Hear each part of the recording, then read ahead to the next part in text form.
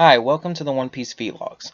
I'm Geek BAH Brent here, with the very first of the Vlogs, the Black Cat arc. Now, the Black Cat arc is a very simple one, and it centers around what happens after the beginning. The beginning Romance Dawn arc centers mainly about introducing the first three crew members and getting the series off to a good start. But what does the Black Cat arc really bring to the series? Well, it brings off another crew member, Usopp. We find out that he's the son of Yasopp, a member of the Shanks pirates, the red-haired pirates, who Luffy has been shown to know from his childhood. Usopp isn't like his father, who's a brave and wise pirate. Usopp's more cowardly and a bit of a liar, but not in a bad way. He has a good heart, and he's doing it to sort of liven up the village, which isn't necessarily a bad thing.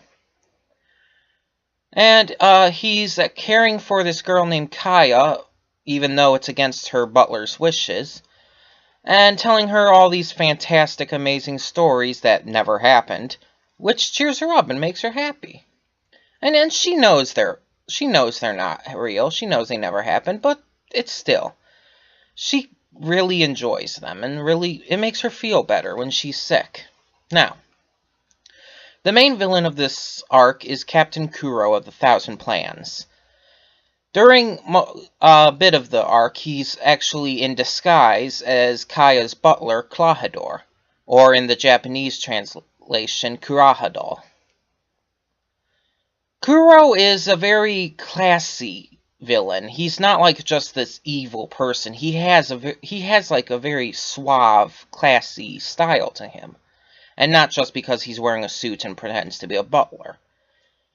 But then at the same time, he can go off, use his cat out of the bag attack, and completely just obliterates anything in his way, and it's just great.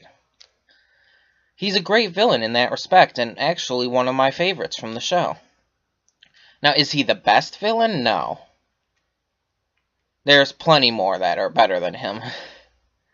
But he is good. He is a good villain, and he has a very good plan in mind, which is where, obviously, gives you a reason why he's named Captain Kuro of the Thousand Plans.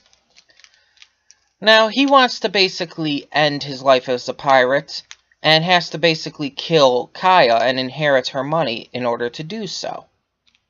Well, you meet another few members of his crew, including Django the Hypnotist, who always hypnotizes himself, as well as the Siamese cat brothers, Sham and Butchie.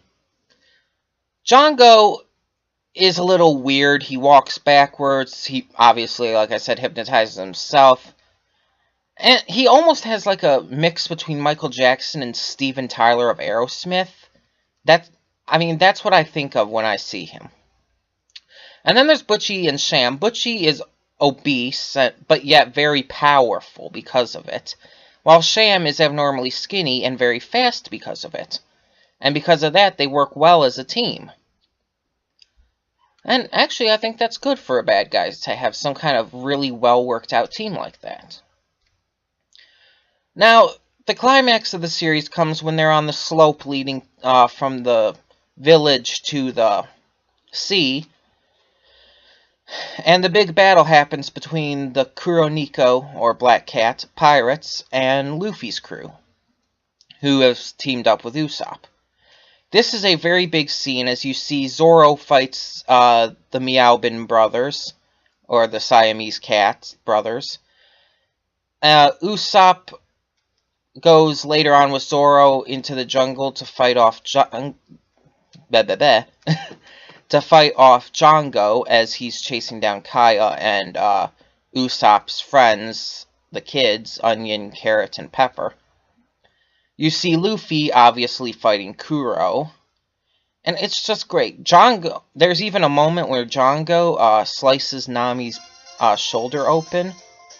It's just an overall great moment, because you really get that feeling of how big it is. And it's just a great overall arc. And you see Usopp as this cowardly, lying kid, But then later on, he comes with this amazing bravery where he's pretty much willing to give his life to save Kaya. And it's like that's out of nowhere. And I know throughout the rest of the series, spoiler, by the way, throughout the rest of the series, Usopp isn't really that big of a deal, except in a few parts. There are a few parts throughout the series where Usopp actually becomes a pretty big deal. One of them will actually be a future vlog I'll be doing, because me and Nick just finished that arc. So, besides Usopp and Kuro and all them, what else makes this arc special?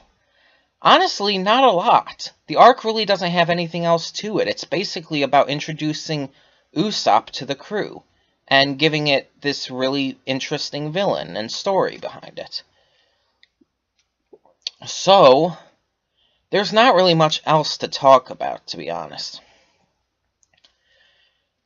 I guess that's about it for this vlog. I'm sorry I've been stuttering and pausing at points. First vlog, and honestly, I'm a little tired right now, and that's not important. I'll be doing the other vlogs pretty much back to back with this if I can. So, see you next time.